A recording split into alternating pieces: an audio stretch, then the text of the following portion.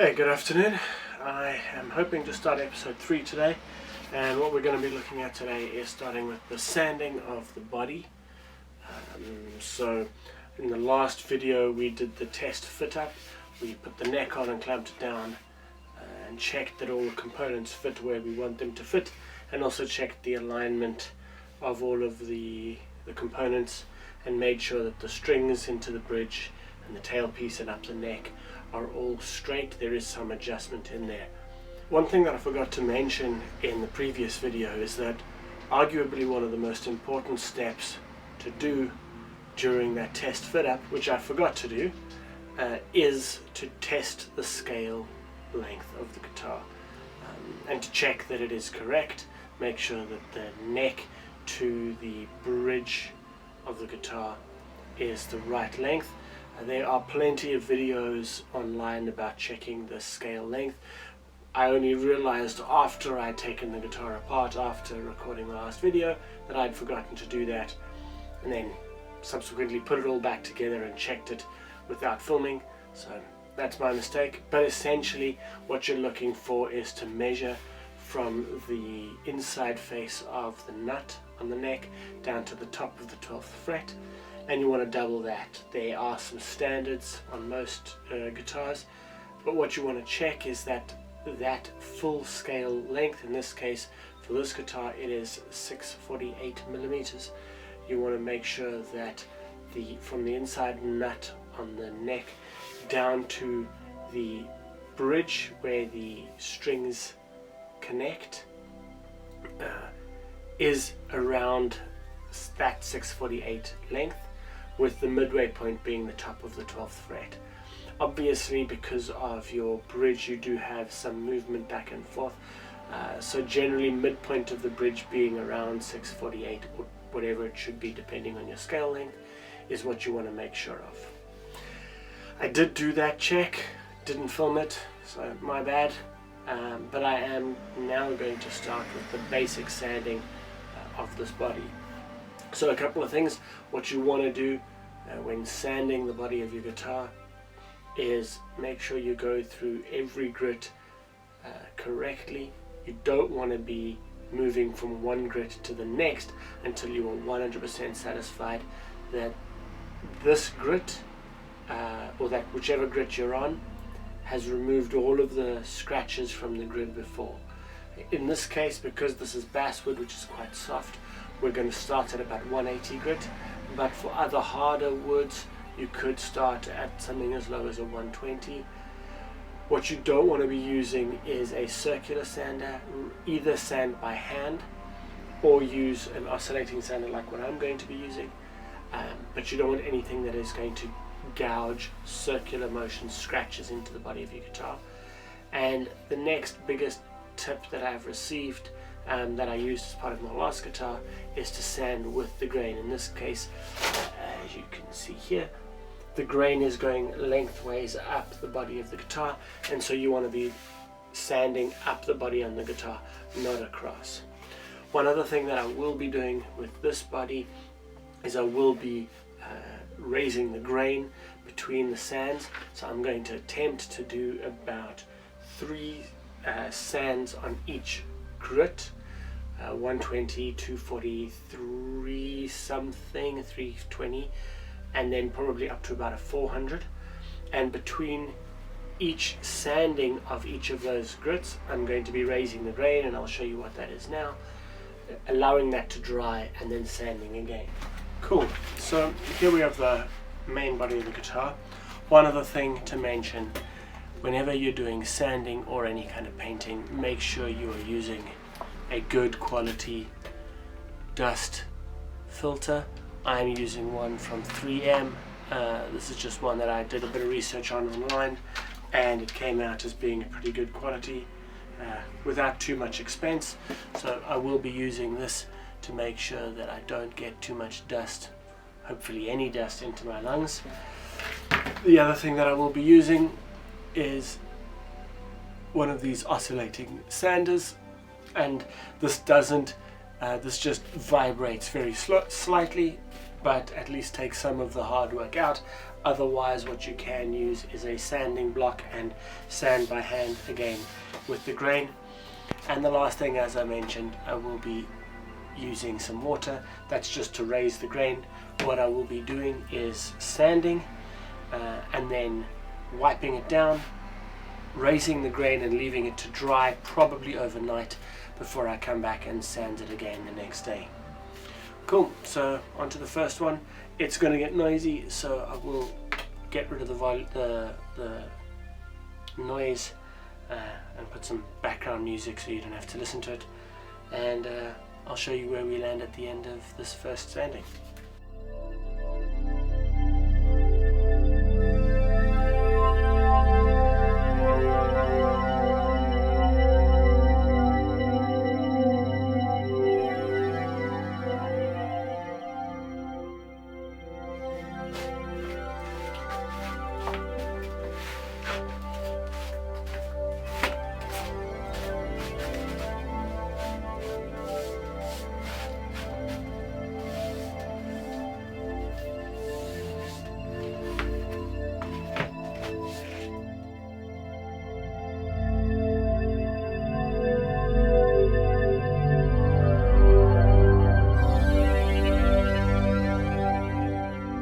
One thing you don't want to forget to do is you don't want to forget to sand the edges as well. But as I said in the last video, you absolutely want to stay away from sanding anything here where the neck is going to glue into. So make sure you stay clear of that section.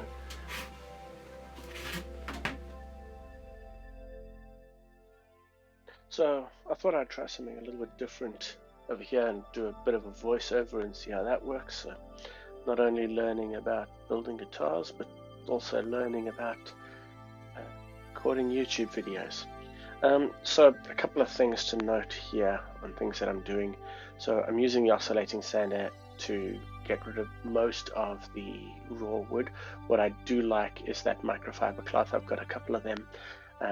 Because of the microfibers, it patches quite quickly on any rough surfaces, so it's a really good way of seeing if the sanding has removed all of the roughness.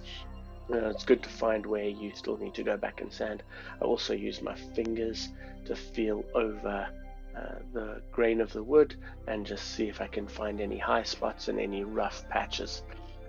In this video I am doing a sand at 180 grit. I did record all of the other grits, 180, 240, 320 and 400 before putting on the grain filler, but I decided after putting together this video at the 180 grit that I would save you all the pain and suffering of having to live through the other grit sandings. It's really the same thing, just at a higher grit, and other than feeling a bit smoother and producing less dust, it's really the same process. In the last video of the sanding process, I also use a sanding block, which you'll see in the grain filler. I use a sanding block quite a bit just to ensure that I'm not putting any scratches in, but for the most part I found that the oscillating sander worked really well, didn't leave any scratches rather, and was a pretty good experience all round.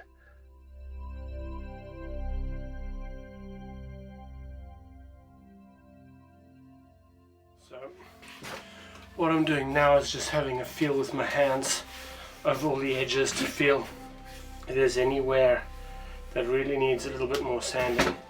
I can feel here on this bottom section it feels like a little bit more, so I'll do that now.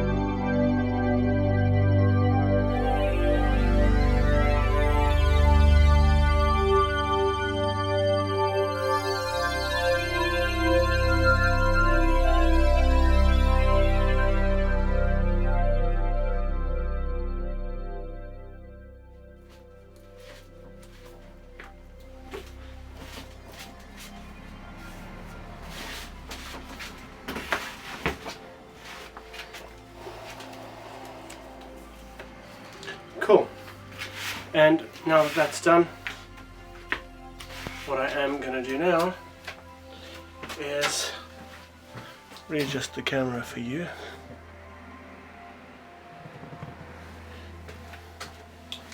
And now I'm just going to show you what I mean by raising the grain. So all you're going to do is a light coating the spray bottle. What you want to do, which I was dumb enough not to do, is just protect the inside of that cavity so that you don't get any water in there.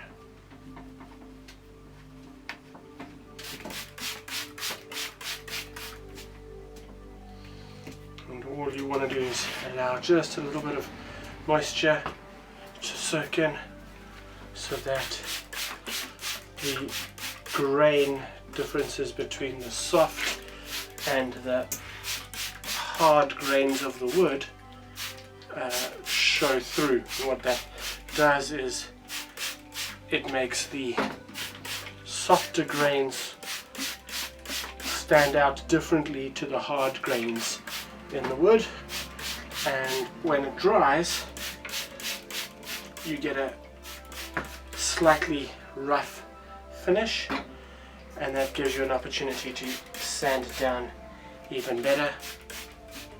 And a few passes of that after raising the grain and allowing it to dry and then resanding will give you a much smoother finish on the guitar at the end, because those grains, once you've sanded them down, are going to be a lot smoother after sanding. So all I'm going to do now is leave it alone, let it dry, and I'll come back probably tomorrow once it's been drying and resand.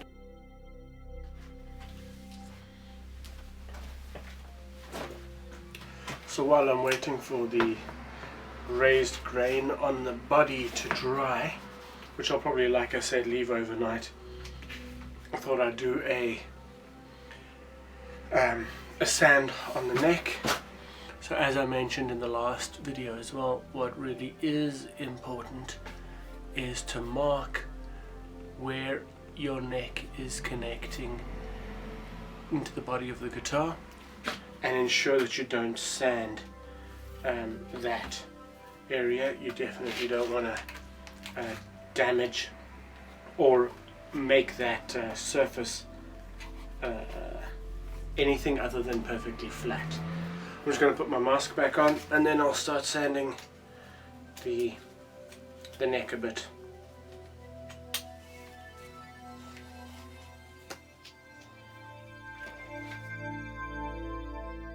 So as I'm sanding the neck, looking back at the video, one of the things that I definitely should have taken the time to do was put some masking tape, some painter's tape on the fretboard, just to give it that extra protection, particularly where the fretboard meets up with the neck on the sides, just so that you're not sanding the fretboard itself.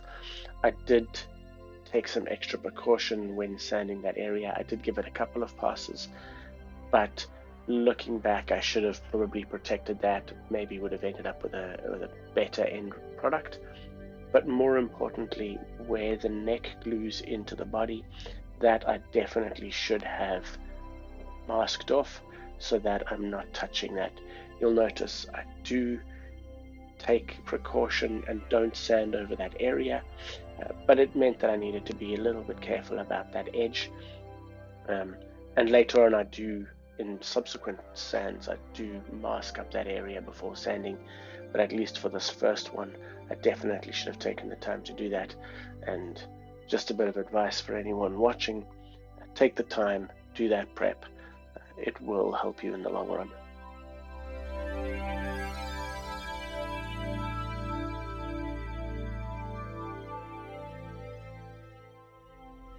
You don't really want to sand too much on the fretboard itself, but I thought just giving it a very light pass is good. But I think from tomorrow from the next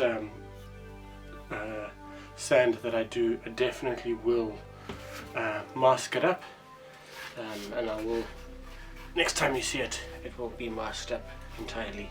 I'm also going to spray down the headstock a bit, just raise that grain, and make sure that I get a nice sand.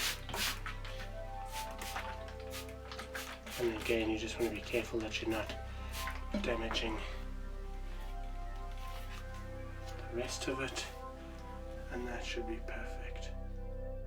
Cool, so that's it for today.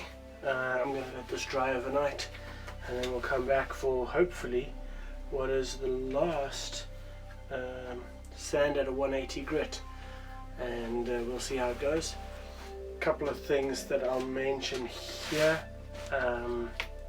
One mistake that I've made yesterday and today, which I will rectify for tomorrow, is it's probably better to mask off this area of the neck that you're not sanding. So I will go down to the hardware store tomorrow and get some masking tape and mask that off. It'll also protect it a little bit against the raising the grain, and the same with the inside the cavity, the body, where you're going to glue it as well. The other two comments that I'll make, number one, is that once you've raised the grain on a piece of wood, it really gives you a good view, or at least a good insight into what that wood is going to look like once you are done sanding and finishing it. And in this case, although on the previous guitar that I showed in the first episode, the figuring on that piece of wood was really pretty, and I was really happy to stain it. This piece of wood, if you have a look at it, is far plainer, and I really just don't think it's gonna look good stained, and so I'm pretty happy that I decided that I wanted it matte black even before I bought the body. But maybe that's a good thing to think about for future builds, or any builds that anyone else may want to do. Maybe don't settle on a finish before you have sanded the body, at least gotten through what I've done, which is a 180 grit sand, and raised the grain. A little bit of moisture on that body really gives you good insight into what that wood's going to look like as a finished product, and I'm really not happy with the color of the wood or the grain patterns on the wood. So in that case, I would have been pretty disappointed had I already spent money on wood stain and lacquer. In this case, I was pretty happy that I had already made the decision to paint it a solid color. So yeah, the last comment that I'll make today is that any imperfections at each grit that you're doing are simply going to follow through onto the next grit. So what you want to be really careful about is making sure that you get all of the scratches out at a 180 grit before you move to a 240 grit. Any scratches left won't be removed in previous grits. Well, I guess technically they could be, but they just become a lot harder to remove. So you rather want to spend the time on each grit. It'll make subsequent sands far simpler and far cleaner, because then you're only taking out the scratches from the 180 grit and not any scratches from before. So hopefully 3 sands at 180, and then I can do 3 sands at 240, and then I'll decide if I'm going to do a 300 or go straight to a 400. But that's it for today, and I'll check back in tomorrow how this has dried up and how the grain is feeling, and make a decision. Cool, have a good evening.